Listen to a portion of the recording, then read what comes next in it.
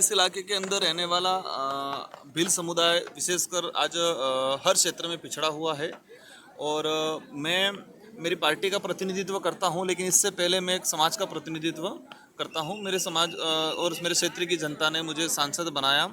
तो इस इलाके में लंबे समय से डिमांड चल रही है, जो डीटीएस को लेके चल रही है और अन्य मूलभूत सुविधाओं को लेके, और भील कम्युनिटी में विशेषकर, साथ ही एससी समुदाय भी है, अन्य समुदाय भी, जो भी समुदाय पिछड़ा है उन सबके नेतृत्व करने को लेके एक क्रांति इस इलाके के अंदर कर रहे हैं।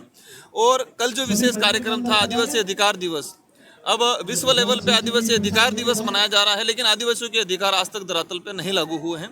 लागू होना तो ठीक है, लेकिन लोगों को अब तक इसमें अवेयरनेस भी नहीं आ पाया है और गवर्नमेंट ने भी विशेष कोई अभियान नहीं चलाया है। कोई भी सरकार रही हो, कांग्रेस की रही हो या बीजेपी की रही हो, लेकिन इस इलाके की जो डिमांड है उनको लेके किसी ने काम नहीं किया गया है।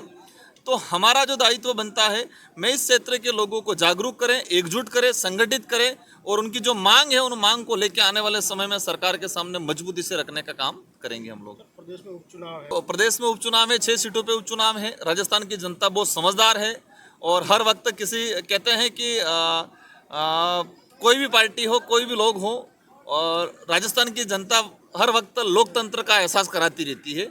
तो इस बार भी 6 सीटों पे हम लोग हालांकि 2 से 3 सीटों पे चुनाव लड़ेंगे और जहां तक संभावना है हम लोग स्वतंत्र लड़ेंगे। हालांकि हमारा ये सारा डिसीजन हमारे पार्टी के पदाधिकारियों का रहेगा कि गठबंधन करेंगे या स्वतंत्र लड़ेंगे, लेकिन जहां तक संभावना है कि हम लोग स्वतंत्र लड़ेंगे और पुरजोर तरीके से लड़ेंगे। और आज 3 विधायक हैं, 1 सांसद है, अवश्य उपचुनाव में ये 5 विधायक हो जाएंगे। बात हुई इस बारे में? देखो, युवा विधायक भाई रविंद्र जी साथ में थे और साथ ही मेरे लोकसभा के सांसद साथी उम्मीदवार जी भी थे। एक सामाजिक मूवमेंट था, सामाजिक कार्यक्रम था, सभी पार्टी के लोगों को आमंत्रित किया था।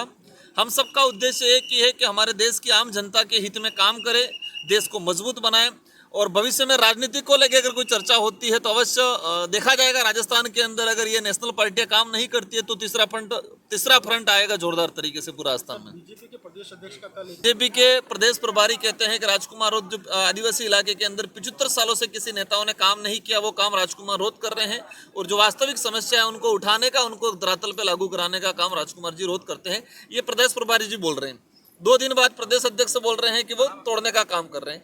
तो आप जनता समझ रही है कि कौन क्या बोल रहा है। मुझे इस पे कोई कमेंट करने की जरूरत नहीं है, लेकिन मेरा इनको यही कहना है कि दोनों जगह आप डबल इंजन की सरकार की बात करते हो। डबल इंजन की सरकार है तो राजस्थान की आवाम की जो समस्या है उन पे आप काम कर लो। और विशेषकर आदिवासी इलाके की आप बात करते हो, हम लोगों पे लांछन उठाते हो। तो आदिवासी इलाके के अंदर ये सिर्फ धर्म की राजनीति करते हैं। मतलब सिर्फ कोई भी बात होता है बीजेपी के खिलाफ जो भी गया उसको कहते हैं वो देश विरोधी। तो बाकी एग्रीकल्चर को लेके, एजुकेशन को लेके, रिजर्वेशन को लेके, आदिवासी की मूलभूत समस्याओं को लेके ये कभी चर्चा नहीं करते हैं। और ये आदिवासी समुदाय को समझ में आ गया। साथ ही लोग अलग अलग तरीके से माहौल बना रहे।